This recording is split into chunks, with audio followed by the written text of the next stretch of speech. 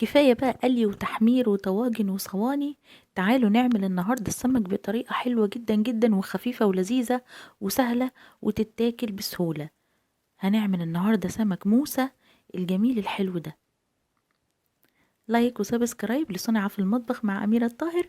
ويلا نقول بسم الله ونصلي على الرسول عليه أفضل الصلاة والسلام ونشوف الطريقة. سمكة موسى من الأسماك المحببة لقلبي بصراحة، لأن هي مش بيبقى فيها شوك كتير وناس كتير قوي قوي بتحبها. وبصراحة أول لما نزلت السوق ولقيتها قدامي بصراحة اشتريتها على طول. كانت جميلة وحلوة، هي صغيرة، لكنها جميلة جدا جدا. تنظيفها بقى من أسهل ما يكون، سهلة جدا. هي السمكة دي بتبقى عبارة ليها وش غامق وليها وش فاتح، ناحية غامقة وناحية فاتحة. هي بتبقى سمكة مبططة كده ولذيذة. هي السمكة دي اللي بتنسلخ، يعني بتسلخي الجلد بتاعها. هي طبقة من الجلد بتيجي كده من عند البطن، بتجيبي السكينة وبتحاولي كده تفتحي بس فتحة علشان تقدري تشدي الجلد ده. فأول لما بتفتحي فتحة صغيرة بتلاقي الجلد يتشد معاكي، بتشد معاكي بكل سهولة. هناخد الناحية التانية من ناحية البطن برضو، ناحية الراس كده، ونبتدي بقى نسلك بالسكينة بتاعتنا كده. اول لما نفتح فتحة صغننة بنبتدي نشد جامد كده، يعني واحدة واحدة كده. افتحي بالراحة كده هتلاقيها تفتح معاكي. ابتدي بقى شدي مرة واحدة هتلاقيها اتسلخت معاكي من الناحيتين بالطريقة دي. خلاص هنيجي بقى نتخلص من الراس، هنقص بقى بالمقص من الجنب.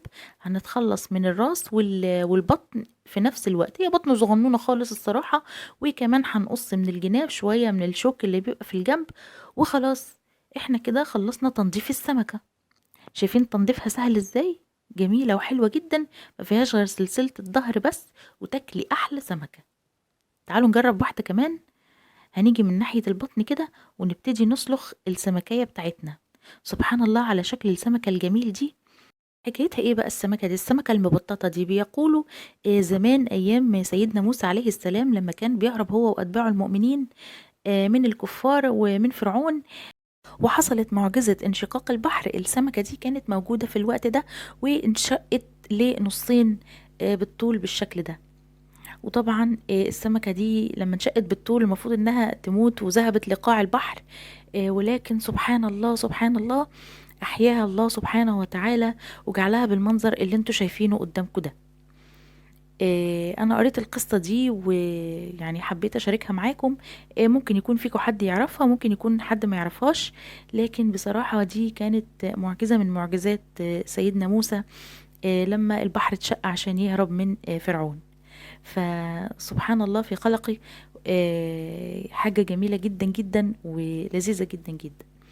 نرجع بقى لموضوعنا، وهو السمك. بعد لما خلصناه خلاص وخلصنا نظافته، طبعا تنظيفه بياخدش وقت خالص وما بياخدش مجهود خالص. مجرد ان انت تسلخيه من الجنبين وتبداي تنضفيه وتشيلي الراس بالمقص زي ما انت شفتي كده تحت الحنفيه. بقى هتبتدي تشيلي اي حاجه انت شايفاها فيها، وبعد كده هتنقعيه في ميه بعصير ليمونه بقشرها كده.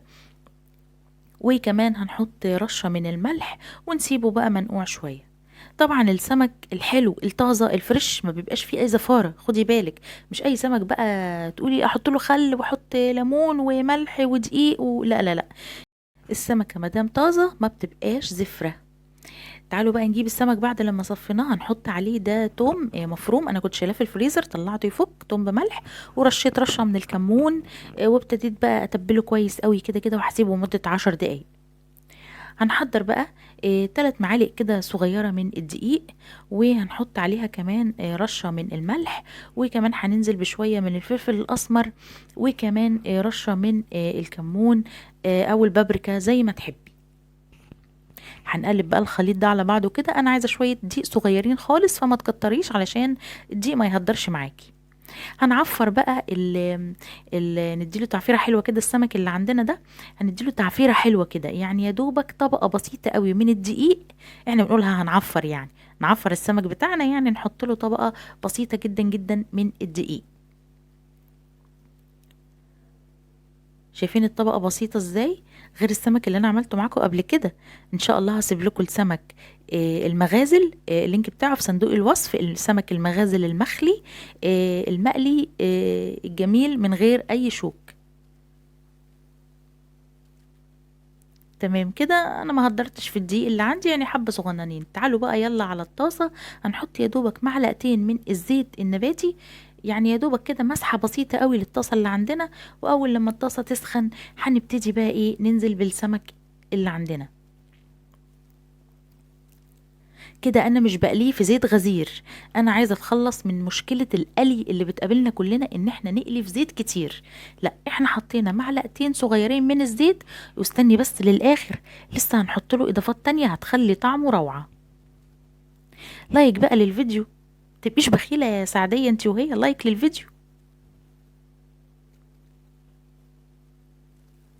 هنديله بقى تقليبة على الناحية التانية، وخدي بالك ان السمكة دي بتكون حساسة جدا، يعني وانتي بتقلبي كده قلبي بالراحة.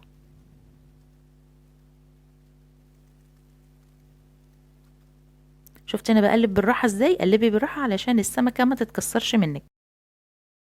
بعد دقيقتين تلاتة كده ابدأي اقلبيه على الناحيه التانية.